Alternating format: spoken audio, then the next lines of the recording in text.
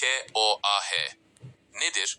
KOAH kronik obstrüktif akciğer hastalığı, akciğerlerde hava akışını engelleyen ve zamanla kötüleşen bir hastalıktır. Nefes darlığı, öksürük ve balgam gibi belirtilerle kendini gösterir. KOAH ne sebep olur? KOAHIN en önemli nedeni sigara kullanımıdır. Sigara dumanındaki zararlı maddeler, akciğerlerin hava yollarını tahriş eder ve zamanla daraltır.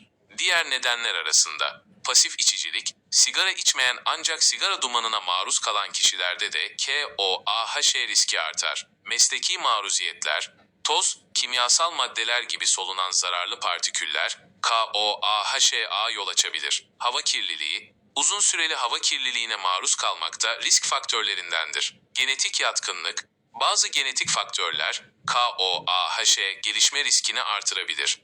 KOAHIN etkileri, nefes darlığı, özellikle fiziksel aktivite sırasında artan nefes darlığı, öksürük, kronik ve genellikle balgamlı öksürük, hırıltılı solunum, nefes alırken ıslık benzeri sesler, yorgunluk, nefes darlığı nedeniyle günlük aktiviteleri kısıtlayan yorgunluk, KOAHIN teşhisi ve tedavisi. KOAH, spirometre adı verilen bir testle teşhis edilir. Tedavide ilaçlar, oksijen terapisi, rehabilitasyon ve cerrahi gibi yöntemler kullanılır. Önemli, KOAHN, erken teşhisi ve tedaviye başlanması hastalığın ilerlemesini yavaşlatabilir ve yaşam kalitesini artırabilir. Unutmayın, KOAH, önlenebilir bir hastalıktır. Sigarayı bırakmak ve sağlıklı bir yaşam tarzı benimsemek, KOAH riskini azaltır. Daha fazla bilgi için doktorunuza danışın.